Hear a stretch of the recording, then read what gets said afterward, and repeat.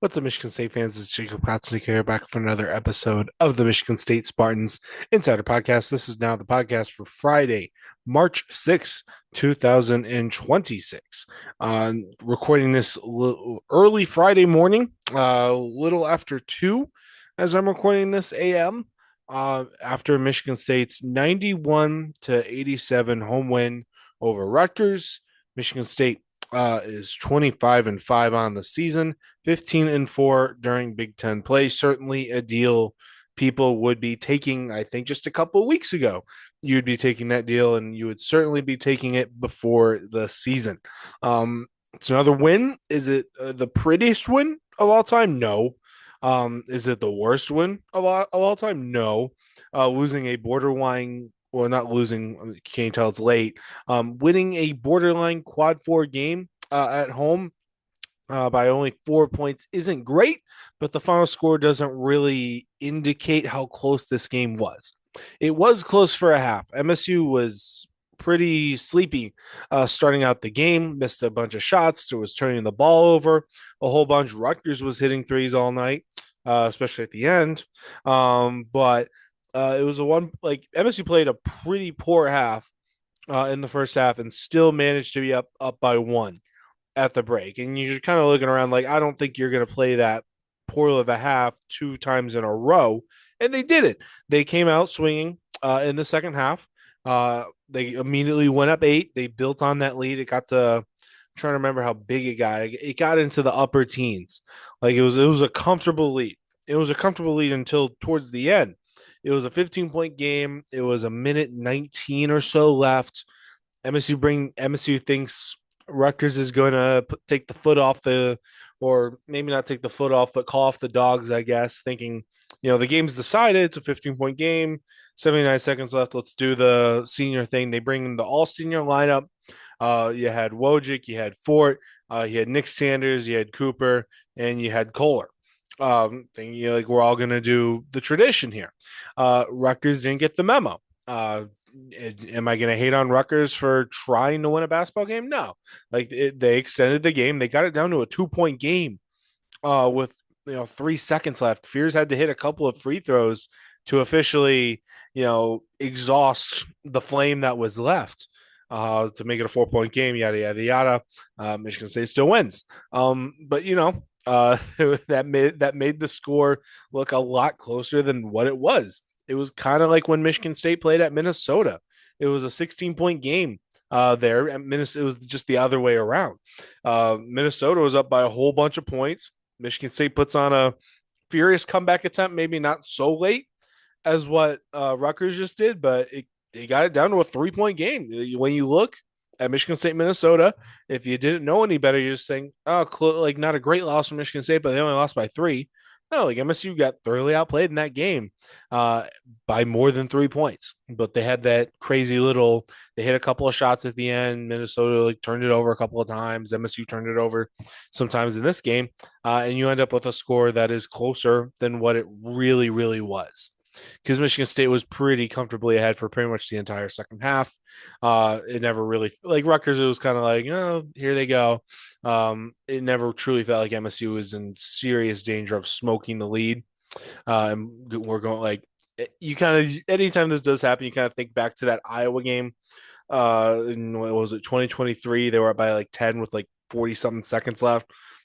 I don't, not to bring up any poor memories or bad memories for you guys, but you kind of it's in the back of your mind just a little bit. But they still win. You've got the big game, number 3, Michigan in Ann Arbor on Sunday. You got 2 days prep for that. It's quite literally like the same transition period as when they played Rutgers the first time. You played Rutgers game that's a little too close for comfort. Not quite. That game was a lot more stressful than this one. But then you have 2 days and you have to go play Michigan. You got to play Michigan on the road. They got another win. They were able to hold on or able to execute in winning time. I haven't watched that game, but it was a close game. They played at Iowa. They went undefeated on the road during Big Ten play. That is really, really impressive. But you got to go beat them in Chrysler. Otherwise, you're getting swept by your rival in what is otherwise a pretty, pretty good season.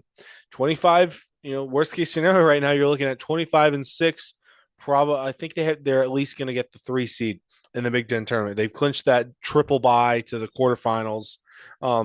So like again, like if you laid out this season, the entire let's say they lose to Michigan as the most likely result here. We can be real here.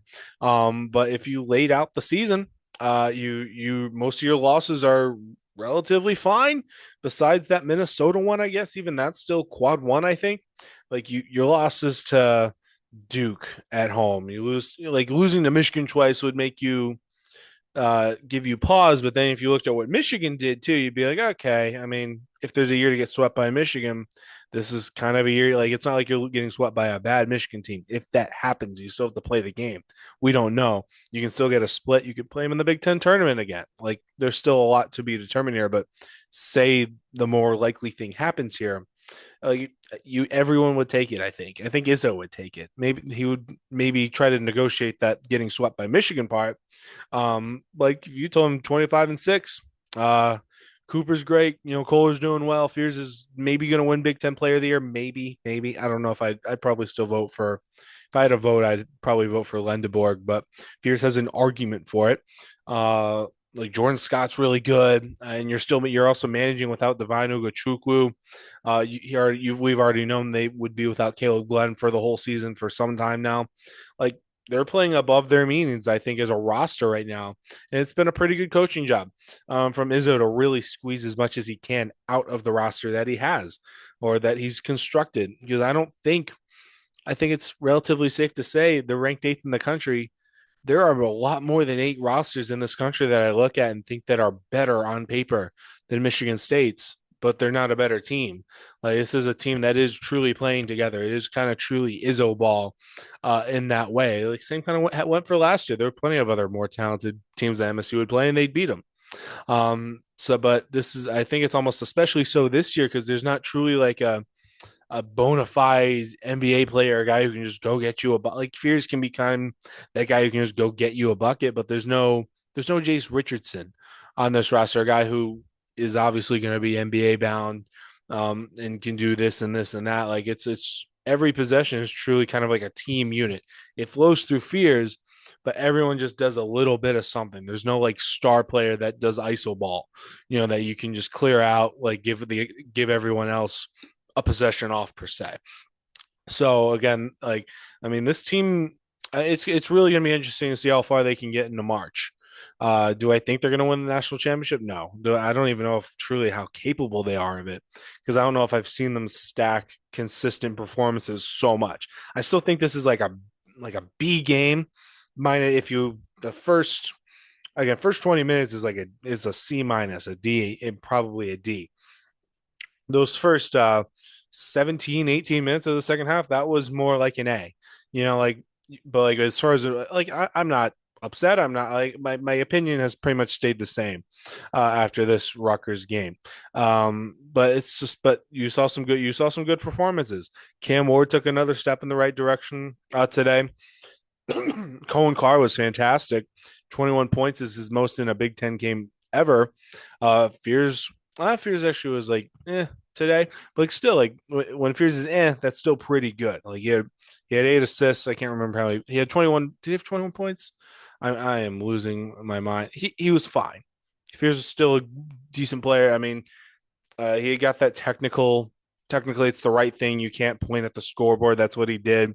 But he learned it now during a regular season game that MSU won instead of in a Sweet 16 game where he gets called for something and he points at the scoreboard and then that's a T and it's so many other points say to a 3 seed opponent who can really take advantage of that instead of Rutgers. So hey, it's if you're going to learn your lesson on that, that was a good time to go get a T in that way. I liked I don't know if like I like Denim Wojcik tonight too. He played 12 minutes. He held down the fort relatively well. I liked what the offense looked like with him doing it. Like he still looks like the last thing he wants to do ever is shoot the basketball, but the offense runs. It ran smoothly. The most critical point was after Fears got that tee, Wojcik has to come in because Fears has 4 fouls and there's 11 minutes left in the game. Like Fears is in like Fears gets one more foul, he's out. It's all Wojcik from that point on. So Wojcik comes in to give Fears that rest to try to mitigate the risk of Fears fouling out. Rutgers had made it a 10-point game. They had a 5-point possession. I think the three was hit with Wojcik on the court. I don't remember why that open three materialized, but still, it's a 10-point game. Wojcik now is the point guard now going up the court. By the time Fears comes in about 2 minutes later, the lead's back up to 14. That's huge. Like you're coming in, like when Wojcik comes in, you're thinking, oh, just keep it where it is. Keep it where it is for Fears. And he actually upped the pointage or the lead for Michigan State over a couple of minutes. Like that's big. I think he ended up being -4, but it really didn't feel like he was truly a negative in this game. Like the defense still leaves something to be desired, but he looks comfortable running the offense now as just as much more of a facilitator. Like he's a good passer. He's a good passer. He can't really score, and he's small, and teams exploit him on pick and rolls. But like I can see the vision with it with Izzo. Like it's kind of weird to say after 30 games in the season, but I really do think now, like I do think if Trey Fort or if throwing Jordan Scott at the point guard was a better option at this point, I think they would try it by now, but they haven't. Like to some level, it's just I kind of have to defer to Izzo a little bit here. Like he does know, like he probably knows a little more about basketball than I do. Like, am I still gonna kind of like maybe raise my eyebrow at like him not at least trying a little bit with Ford at it? Yeah, maybe, sure, I guess. But I really did like what Wojcik provided in this game, and I do think that looked a lot more like what you kind of want from your backup point guard in these spots, a guy who can just kind of keep the buoy buoying. Like you're staying above water. You're not letting your opponent, gain any ground while your star player, Jeremy Fears, one perhaps the best point guard in the country. Like there's gonna be a drop off. There just is because Jeremy Fears is Jeremy Fears and Denim Wojcik is Denim Wojcik. Like they're just very different players on very different tiers. But can you just keep it? Can you just kind of hover around that zero, even into that -1, -2, -3 point over just 2 minutes? Like, because Fears is just a good enough player that he can maybe even overcome when as long as things don't fall off the bone while you're in the game. But this was a game where Wojcik was able to steady the ship, and that's something they need from him moving forward. And this was a positive thing in the right direction for him. He had 3 assists, 12 minutes, no turnovers in a game where MSU otherwise struggled with turnovers. They had 15 turnovers in this game after having 9 and 6, I believe, in those 2 road games against Indiana and Purdue. I think that's respectively as well. So as many turnovers in this game as their other 2 combined. I think Fears had 3, which is above his. I think he's at like 2.1 for the season, so nothing crazy there. But still, overall though, just a game where Michigan State was the number 8 team at home. They played I don't think they played bad, but I don't think they played great either. And now all the focus shifts to Sunday, and then you have the Big Ten tournament. So yeah, lots of exciting things ahead. Like there's no game that doesn't have super high stakes. There's technically on paper you're not playing for much against Michigan, but it's a rivalry game. Like you don't really need to be playing for anything to be playing for something. In this one, Izzo brought them up when he was talking to the crowd after the senior festivities and all that too. He's joking like, we're going to let them get close so U of M gets more confident or something. But it's going to be a great game on Sunday. Looking forward to it. Looking forward to Chicago in the Big Ten tournament, and I'm looking forward to whatever happens in the NCAA tournament. Whatever draw they get, I do hope they avoid the West region though. Selfishly, so San Diego, not San Diego, San Jose seems hard to get to, but I'll get what I get. So, but yeah, that is all for now. Late night podcast here for me. There'll be plenty of written content coming your way on this basketball game and everything else moving forward. You can get that at SpartanNation.com or at Michigan State Spartans on SI. Thank you, though, for watching or listening wherever you are taking in this. Thank you, though, for taking your time out of your day or night, whenever you're listening to it. Thank you very much. Once again, though, I'm Jacob Katsunika. I'll see you guys around.